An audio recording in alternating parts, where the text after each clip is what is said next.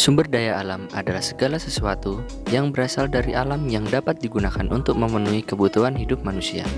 Sumber daya alam dibagi menjadi dua macam, yaitu sumber daya alam yang dapat diperbarui serta sumber daya alam yang tidak dapat diperbarui.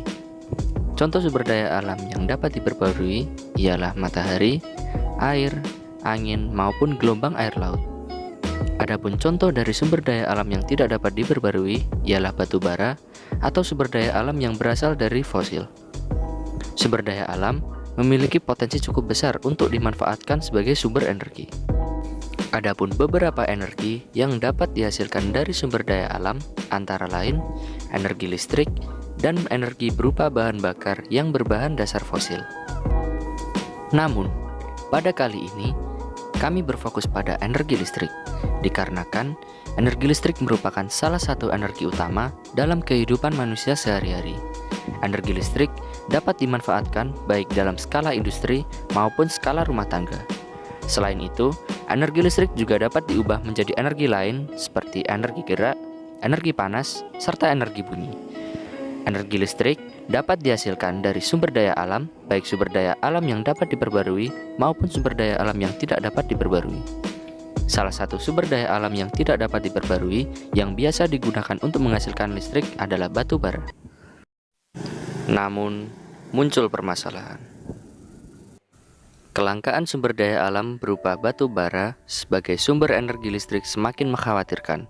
Tercatat, pada Agustus 2020, Indonesia memiliki cadangan batu bara sebanyak 37 miliar ton dan diperkirakan dapat dikeruk hingga 62 tahun ke depan. Mungkin 62 tahun adalah waktu yang lama, namun apabila kita tidak berusaha memberikan solusi, maka hal tersebut sia-sia. Sedangkan polusi yang dihasilkan dari proses produksi energi listrik berbahan dasar batu bara semakin menumpuk tiap saat selama kurun waktu 62 tahun tersebut. Yang tentunya, hal ini akan berdampak buruk bagi kita semua. Dalam menanggapi hal ini, pemerintah Indonesia menargetkan agar Indonesia bebas emisi atau Indonesia Zero Emission akan terwujud sebelum tahun 2060. Dari permasalahan tersebut, kami, tim Mahatma Gandhi dari SMK Negeri 1 Tuban, ingin memberikan solusi berupa sebuah produk kreatif dan inovatif yang kami beri nama ROFB. Alat ini berfungsi untuk mengkonversi getaran pada jalan menjadi energi listrik sebagai sumber energi lampu penerangan jalan, dengan tujuan untuk membantu memberikan alternatif energi baru terbarukan serta membantu mewujudkan Indonesia Zero Emission. Kenapa kami memilih getaran? Karena kami melihat potensi pada kota kami, yaitu Kota Tuban, memiliki arus lalu lintas yang cukup ramai, terutama pada daerah Pantura, sehingga berpotensi untuk menghasilkan getaran yang cukup besar. Selain itu, tenaga getaran pada jalan merupakan tenaga yang selama ini terbuang sia-sia, sehingga dengan alat ini kita bisa merubah tenaga tersebut menjadi sesuatu yang lebih bermanfaat. Beberapa komponen yang kami gunakan untuk merangkai prototipe ROFB, yaitu node MCU sebagai proses, voltage sensor sebagai input, piezoelektrik sebagai converter, dan baterai sebagai power, serta komponen lain seperti modul power bank dan lampu LED. Cara kerja prototipe ROFB. Pada saat kendaraan melintasi jalan, piezoelektrik akan menerima getaran yang secara langsung akan diubah menjadi energi listrik. Kemudian, energi tersebut akan diterima oleh voltage sensor dan disalurkan ke node MCU untuk diproses agar dapat ditampilkan pada display LCD dan blink app.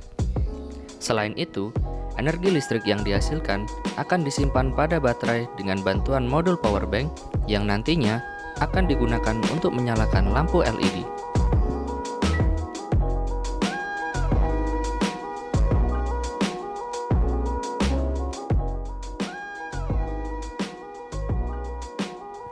Pada saat pengujian alat, kami menggunakan anak timbangan dengan bobot seberat 1 kg sebagai sampel. Pada percobaan pertama, kami menggunakan display berupa LCD. Seperti yang kita lihat, prototipe Rofbi dapat menghasilkan tegangan sebesar 1,37 volt dengan menggunakan sampel berupa anak timbangan dengan berat 1 kg yang kami asumsikan sebagai kendaraan yang melintas dengan cara menggelindingkan anak timbangan pada kecepatan yang konstan.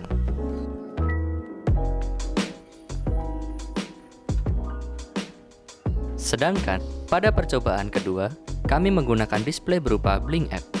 Dengan menggunakan sampel dan kecepatan yang sama, prototipe Rofbi dapat menghasilkan tegangan sebesar 1-2 volt. Hal ini membuktikan bahwa tegangan yang diperoleh dapat dimonitoring melalui Blink App pada smartphone kita.